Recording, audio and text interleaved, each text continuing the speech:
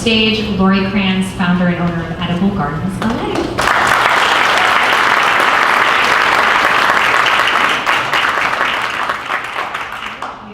Thank you, Lindsay and CreativeMornings for asking me to come today. Everyone gets up so early. I thought I was the only one. Our house wakes up really, really early in the morning. But I'm so happy to be here.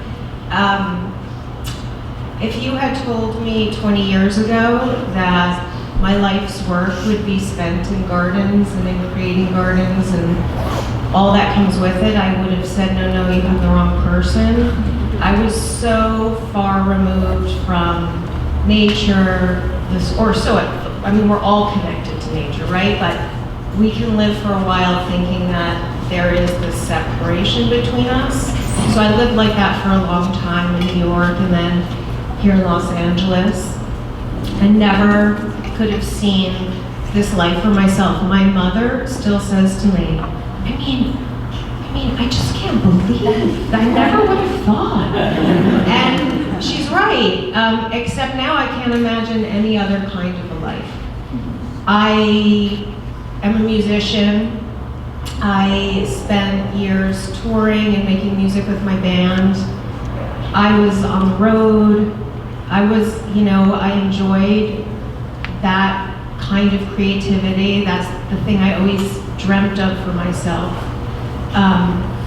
And as life moved on, I had kids, and I still made music, but it was certainly harder to just hit the road. But wow, what that opened up for me was just the most magnificent path that I could have never seen coming. My son, who's now in college, was 4, and he started school. I had to volunteer for something at his school. This is like, you never know what's gonna happen in your life. And I looked down this list of all the things I could volunteer for, and there were many things that were an easy no for me, like fundraising. Can you ask people for money? So that was a no. And I kept looking, and then I saw hidden on the list, garden. And I thought, oh, I like gardens. And I had great memories of being with my own father. We had a little teeny garden in the back patch of grass behind our house. But I got to spend a lot of time with him in that garden, and he went to an office every day, so I didn't see him most of the time during the week except for at dinner, but on weekends, I would go down to the garden with him, and we would grow sunflowers and watermelons and all kinds of magical things. And I just loved that time with him. So when I saw gardening pop up on this volunteer list, I thought, I could do that with my own son. And I signed up for it, and I was hooked. So I started in that school garden, trying to help kids learn the power of growing a seed, while I myself was learning at the same time, taking that journey of putting the seed in the soil and watching it grow, nurturing something outside of yourself. So we were all learning together. And then I got super obsessed, and I would spend every moment when my son was at school in the library or at the farmers markets talking to all the farmers to figure out, how do you do this? I want to do more. And then I started gardening at my own home, and I loved it. And then my younger son started a school, and they didn't have a garden. So I said, oh, hey, would you like me to start a garden for you? And they said, sure. And I started that garden from the ground up, and parents would see it and ask me, I'd like to have a garden at my house. Can you come help me? And I happily said yes. I couldn't believe someone's going to pay me to make a garden. And so the friends of theirs would come and see those first few gardens, and then I'd get another phone call. Everything happened within the community in which I lived, in which my children went to school. It all was so local and so immediate and so present. It all sprung from there. And then life takes turns, and we think about, we want to be creative, we want to create something, but how do we really make that happen? We have bills to pay, we have all this, and in my own life, I went through a divorce, and now I had 2 kids, and I really needed to be able to support my family. And what happened is still astonishing to me, which is that, these early steps put things into motion, these early gardens, this passion I didn't know I had that was hidden from me for years. It just opened up this freeway of opportunity and new gardens and new experiences and new humans, and everybody who came into my life or I came into their life, we all fed each other in this way.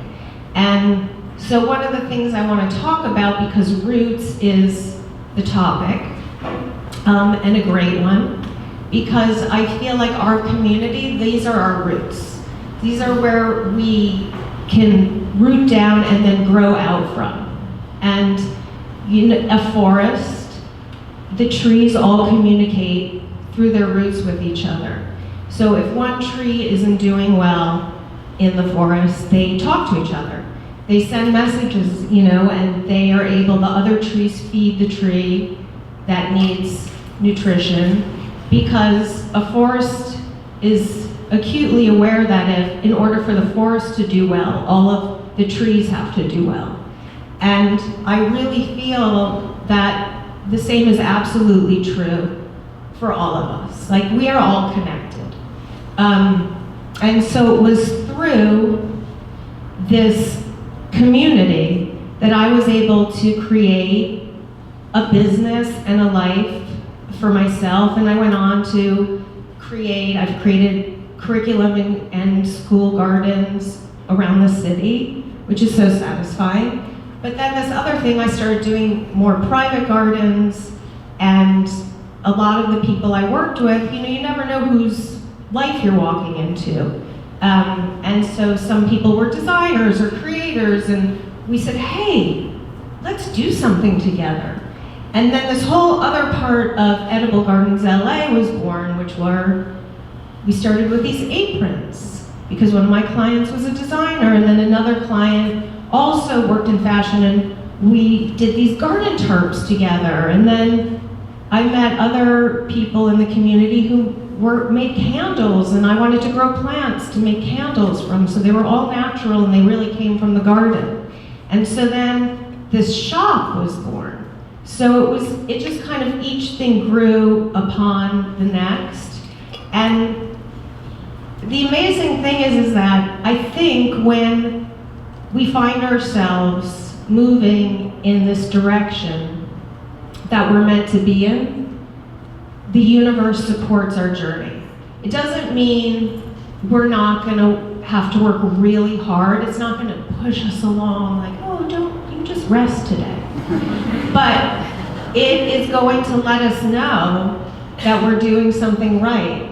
And many days in all of these years, I have gotten up in the morning and moved through the day not really knowing where it was going to lead.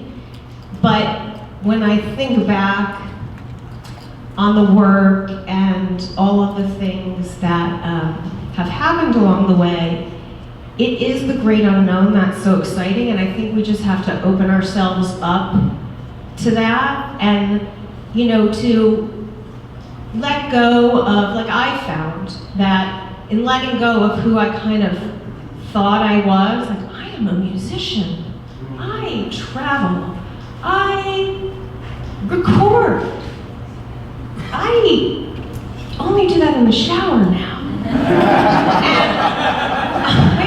And sometimes with plants, so I'm a little embarrassed to say, but it is, research shows it's good. Sometimes if a plant doesn't look too well, have a moment and I hum or sing slightly through the garden. But, it's these unexpected places and the being open to it and being present for all of it. And handling the challenges, because there's so much that's out of our control when we go. We rely on each other, we rely on other people, and sometimes we're able to push each other further along the road, and sometimes we feel like we're bumping up against a wall. But it's just finding the solutions, and then, incredible things happen. And the other thing that I made a choice about was saying yes as much as possible. So opportunities would arise. I wasn't sure, should I do this? But I just decided I'm going to say yes.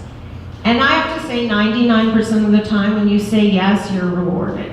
Because it is so much easier to say, no, I'm not going to do that. But you never know where it goes. And, for a long time, I wanted to write a book. My husband, Dean Kuipers, who's back there, is a great writer and co-authored this book with me, but it was like this little seed germinating, and I really wanted it to happen. And, it's hard to get a book published. It's not like everyone's just saying, you know what, the world needs another gardening book. But, excuse me, have a little cough. But through this series of events, I just kept saying yes to things, and one thing led to the next, and suddenly, an agent said, I think you're ready to do a book now, and then Abrams Books agreed, and we got to write this book, which led us on this whole other journey.